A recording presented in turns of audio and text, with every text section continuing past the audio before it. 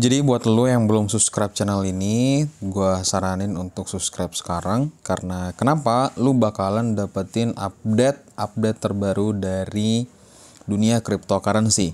Dan yang pastinya kalau lo subscribe juga, lo bakalan giveaway senilai 5 juta rupiah untuk 5 orang. Lumayan banget kan, 1 juta buat 1 orang gitu. Syaratnya gampang banget, tinggal subscribe, like, dan tinggalkan komen di setiap video yang gue share. Oke, jadi jangan lupa subscribe sekarang. Oke, kali ini kita bakalan membahas yang sangat menarik, yaitu Bitcoin. Tapi sebelum itu, gue pengen menyapa kalian semua. Gimana kabarnya? Semoga baik-baik aja, sehat selalu, dan masih waras ya. Karena kewarasan itu adalah segalanya. Jadi buat apa duit lu banyak tapi nggak waras ya kan? Kan anak lo yang nikmatin, kan bini lo yang nikmatin gitu. Jadi gue saranin tetap waras, oke? Oke, jadi kalau misalnya kita melihat kondisi market sekarang, jadi itu sangat ini banget ya, sangat seru banget nih. Karena kenapa? Jadi kemarin itu beberapa 24 jam yang lalu Bitcoin itu sendiri itu masih di angka 41 dan sekarang harganya 43, dan tadi malam sempat menyentuh di angka 44. Itu gila banget. Itu 3% skala Bitcoin. Itu gede banget cuy. Gede banget. Ya, ibarat kata ada seorang yang invest 10.000 dengan invest 10 triliun. Nah, 10 triliun itu Bitcoin itu gitu. Daripada ada orang yang Dogecoin 10.000, nah itu 10.000. Gitu ya. Ngerti ya? Paham ya? Range-nya ini banget. Jauh banget. Nah, oleh karena itu, makanya banyak banget nih indikasi-indikasi yang mengatakan bahwa si Bitcoin ini atau cryptocurrency ini bakalan hype banget nih bentar lagi karena udah mau menuju ke 2024. Nah, pertanyaannya di sini kan ada tumpang tindinya ya, dalam artian ada yang pro dan kontra gitu. Nah, di video ini gue bakalan ngejelasin pro dan kontranya. Cuman kalau misalkan kita melihat kondisi sekarang sih memang ya good banget gitu. Bayangin aja 7 hari ini itu kenaikannya si Bitcoin ini gila banget guys. 15,91%. Ini di coin market ya datanya. Gitu. Jadi itu sangat-sangat gurih dalam artian bikin cuan banget nih para investor. Nah, apa aja sih Bang yang bakalan kita bahas di video kali ini? Jadi ada beberapa video yang ulasan sih yang menarik. Jadi gini, yang pertama adalah sisi negatifnya dulu. Jadi kalau misalkan lo tahu si Dimon ini, itu dia tuh sangat-sangat menghujat atau sangat-sangat membenci banget yang namanya dunia cryptocurrency. Nah, tapi yang gue sempat pernah share beberapa bulan lalu, tahun lalu gitu kan, ternyata si Damon ini diam-diam tuh dia punya aset sendiri gitu terkait dunia cryptocurrency. Ya pasti dong dia ngomong di depan A, nanti di belakangnya dia buat market menderita dulu, endingnya drop segala macam, akhirnya dia beli dengan memakai nama istrinya mungkin gitu ya.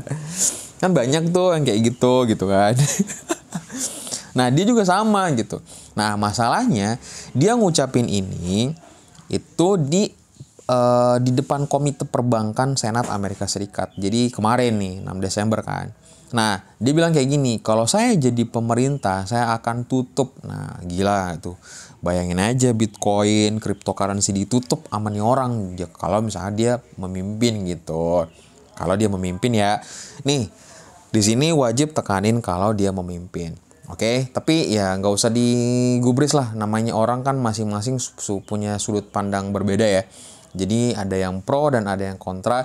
Cuman yang perlu sangat-sangat diperhatikan adalah ini kita minusnya dulu ya. Nah, jadi ARK, jadi ada satu perusahaan namanya ARK saham, perusahaan gitu kan. Nah, dia ternyata udah menjual ya 237.000 sahamnya Coinbase gitu, seharga $140. Jadi 147 juta dolar kalau nggak salah nih ya. Nah, itu sih juga sih yang menyebabkan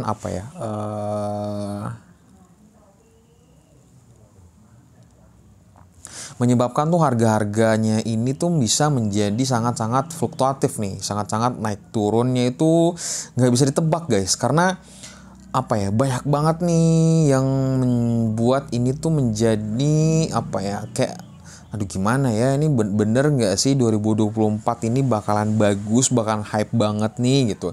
Takutnya kita hanya cuma dipom-pom doang nih. Wah ini gila sih, gokil banget nih. Oke.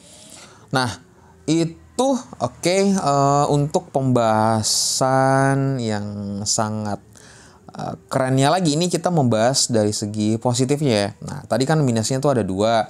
Yang pertama ada yang membuang sahamnya si ARK investasi itu, dan yang kedua adalah si Demand ini dia membuat statement gitulah. Tapi ini juga bisa mempengaruhi market sebenarnya.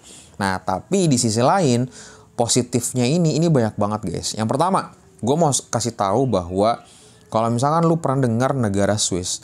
Jadi di negara Swiss itu ada kota namanya Lugano. Nah, di sana sekarang itu bisa menerima Bitcoin dan USDT untuk pajak. Jadi lu kalau misalkan mau bayar pajak di Lugano atau di Swiss itu, jadi lu tinggal pakai Bitcoin aja, udah, dan lu tinggal bisa pakai USDT aja, udah selesai.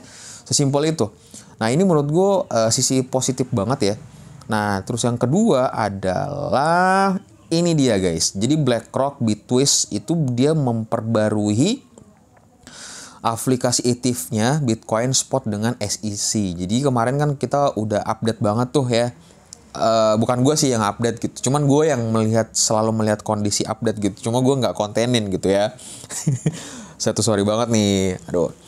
Nah, jadi sini dia tuh kayak apa ya? Lu tahu sendiri kan, perusahaan BlackRock ini tuh dia adalah perusahaan terbesar. Jadi kayak apa ya? Kayak presidennya dari segi dunia apapun itulah. Pokoknya mau dari perusahaan properti, perbankan, dunia medis, militer. Ini BlackRock ini punya saham-saham pasti dominan banget di sana gitu. Gitu ya.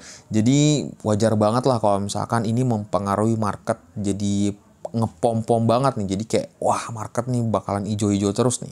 Makanya ada indikasi dari $41.000 Bitcoin itu bisa menuju ke $50.000. Nah, itu tuh yang bakalan membuat tuh kayak wah gokil nih, banyak banget nih pasti yang FOMO, banyak banget nih pasti yang bakalan tertarik, banyak banget pasti yang bakalan mau masuk lagi di dunia cryptocurrency.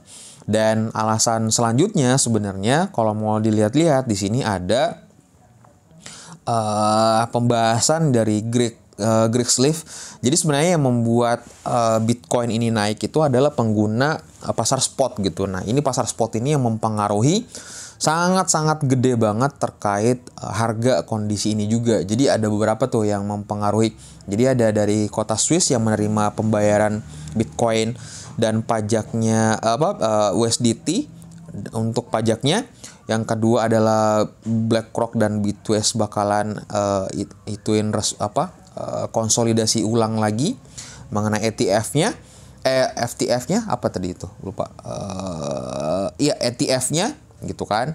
Dan yang ketiga yang harus dipahami bersama adalah si ETF ini itu pertama, yang ketiga adalah pasar spot yang membuat market itu bakalan jadi keren banget, jadi pom-pom banget.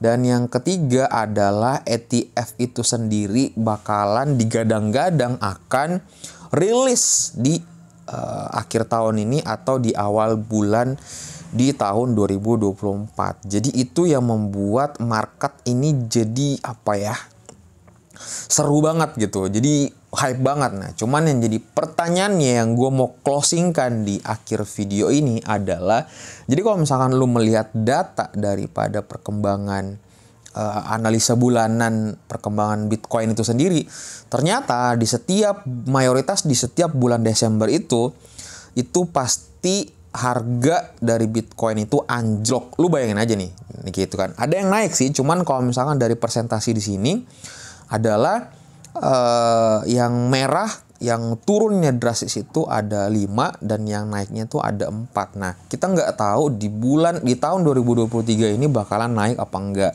Nah, cuman kalau misalkan kita melihat dari sini, tahun kemarin di tahun 2022 dia minus 8%,75.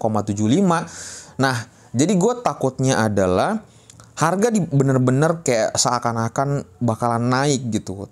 Ternyata implementasi di lapangannya itu merugikan market pasar karena ya gimana ya? Ya karena bakalan turun gitu. Pasti bakalan ada berita-berita lagi yang akan di-hype-kan, akan digembur-gemburkan untuk merusak harga pasar. Nah, mungkin saat ini market lagi hype banget ya. Itu 41 ke 43 tuh gila. 44 ya tadi malam. Itu gila banget ya. Pengaruhnya gede banget itu cuy. Padahal cuma naik 3% gitu ya. Itu sih yang menjadi warning buat gue. Jadi saran gue secara pribadi, ingat kalau misalkan lo bermain di dalam dunia cryptocurrency atau investasi, jangan pernah memakai uang dingin ya. Jangan pernah memakai uang dingin. Uang hangat, wah.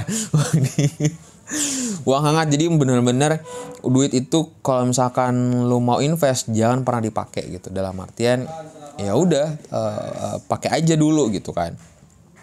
Oke. Karena kenapa? Karena kalau misalkan lo pakai duit yang memang sejatinya lo benar-benar masih butuh gitu kan, pasti lo bakalan hancur sih. Itu sih yang saran gue secara pribadi. Oke, thank you. Itu aja yang gue mau saran buat kalian. Sorry banget gue agak sedikit kalem pembawaannya karena memang lagi banyak pikiran sih sebenarnya. Oke, itu aja. Semoga bermanfaat buat kita semua dan sehat selalu dan titip salam buat keluarga kalian dan selamat beraktivitas. Assalamualaikum warahmatullahi wabarakatuh.